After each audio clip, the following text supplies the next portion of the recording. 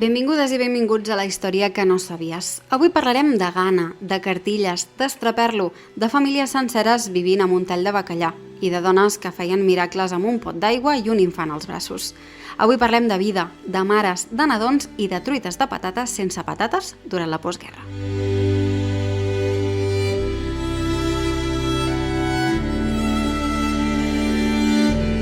Quan l'any 1939 acaba la Guerra Civil, molts van pensar que començaria una etapa de reconstrucció, però no. El que va començar va ser una postguerra duríssima, marcada per la repressió, l'aïllament internacional i, sobretot, la misèria. L'economia espanyola estava completament destrossada. Camps de conreu abandonats, fàbriques aturades, infraestructures fetes pols, i enmig d'aquest caos el règim franquista va decidir aplicar una política d'autarquia. Espanya havia de produir tot el que consumia. No es podia importar res. Res de blat, res de petroli, res de medicaments. Només amb el que era nostre, entre cometes. El problema era que, evidentment, no donava per tothom.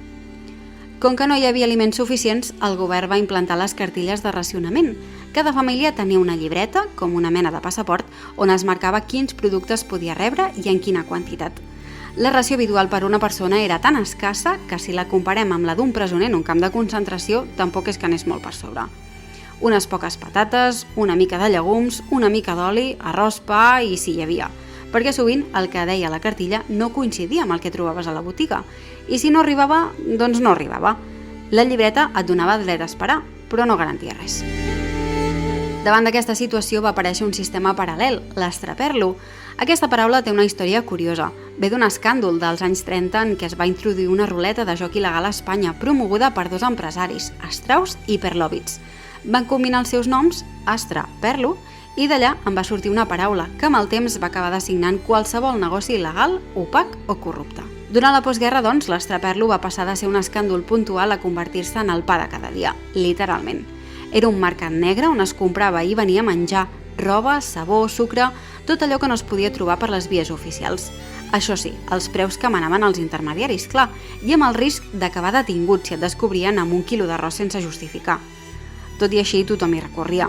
Era un secret a veus. Hi havia pagesos que venien directament al marge de l'Estat, botiguers que tenien productes especials sota el taulell i policies que ho sabien i callaven. Però no tothom podia participar-hi. Si no tenies contactes, si no tenies diners, si eres dona, sola o vídua, et quedaves amb la cartilla i prou. I si ho intentaves, et queia el pèl. Ara bé, cal dir-ho, no totes les famílies van viure aquella misèria de la mateixa manera. Les cases afins al règim, les que tenien vincles amb la falange o amb autoritats locals, probablement no van passar tanta gana. Tenien més accés, més protecció i sovint millors racions. Però per la resta, per la immensa majoria, el dia a dia era una qüestió de pura supervivència. I què es feia amb allò? Com es menjava amb quatre coses? Doncs aquí és on comença la veritable història, la que us volia explicar avui, la de les cuines de postguerra. La majoria de les famílies vivien en pisos petits o cases humils, sovint compartits amb altres familiars. Era habitual conviure en un mateix habitatge amb els avis, els fills, la cunyada vídua i algun germà que havia tornat del front. Era una estructura familiar d'emergència, no hi havia gaires més opcions. I alimentar tantes boques amb els 4 aliments de la setmana era senzillament una proesa. Però es feia. Les dones es llevaven d'hora, feien cua, negociaven, racionaven i amb tot això cuinaven. Croquetes sense carn, caldo sense xitxa, calamars sense calamars, truites sense ous, tot literalment. El cuiner Ignasi Domènech, que abans de la guerra havia defensat una cuina moderna i refinada, va publicar durant aquells anys la Cocina de Recursos, amb receptes pensades per resistir a la fam. Una de les més famoses és la truita amb patates simulades. La feia amb ceba, pell de taronja ratllada i una mica de farina. Sense ous ni patates. Però si el plat feia bulto i era calent, ja servia. Si teniu curiositat, encara es pot trobar una reedició d'aquest llibre fet el 2011 per Edició Estrella. Una altra recepta típica, sobretot entre els més petits, era el pa amb vi i sucre. Una llesca de pa sec, una mica de vi negre i una capa fina de sucre per damunt. També el pa remullat amb aigua calenta i una mica d'oli, o les llesques fregides amb qualsevol greix que es pogués reaprofitar. I aquestes receptes, tant de supervivència, van quedar gravades a la memòria col·lectiva, tant que encara als anys 60 i 70 molts avis les feien als nets. Era una forma de recordar d'on venien i també d'explicar-ho sense gaires paraules. Per això abans, quan un nen petit era grassonet, se li deia formós, maco, perquè un bebè així, saludable, amb galtones i coixetes, era una autèntica excepció. A la postguerra, un infant grassonet era directament un miracle. I els nadons, perquè la natalitat no es va aturar. Les dones seguien tenint fills, sovint en condicions extremadament dures. Doncs aquí comença una altra batalla, la de la maternitat. Les mares d'aquella postguerra criaven gairebé sempre amb el pit. No perquè fos la millor opció, sinó perquè era l'única. La llet artificial era caríssima i moltes vegades impossible d'aconseguir. I les farinetes per nadons es feien a casa, amb aigua i pa sec o amb una mica de farina i oli. Amb sort, s'hi podia afegir una culleradeta de sucre, però sovint ni això. Algunes famílies que tenien accés a una cabra podien obtenir llet pels nadons, però això ja era un privilegi absolut. A tot això cal afegir-hi una cosa. Moltes dones estaven desnodrides, havien parit en condicions precàries, dormien poc i menjaven menys.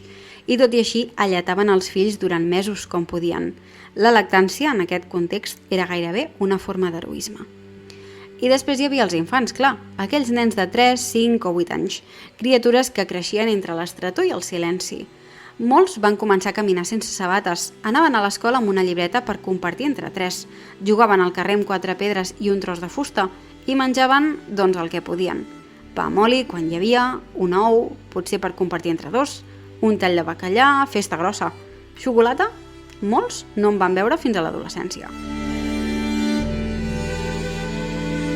El meu avi, potser com el vostre, va néixer durant la guerra i sempre explicava que anava a aprendre matemàtiques a l'escola, però també hi anava perquè li donaven una mica de menjar.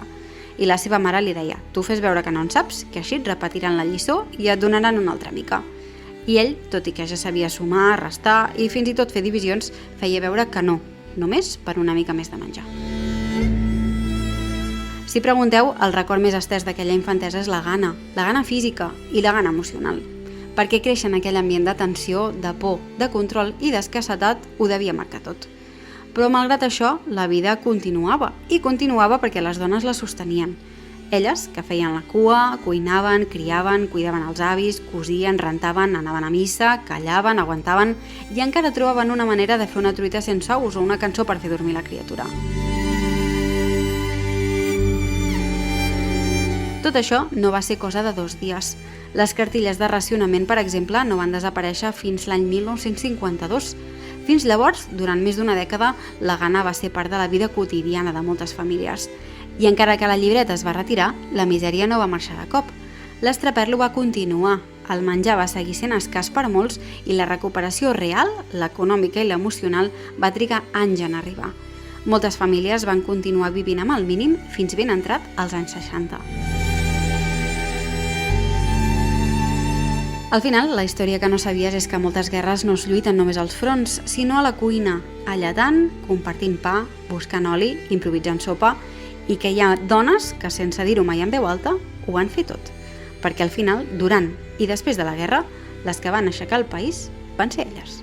Fins al proper episodi.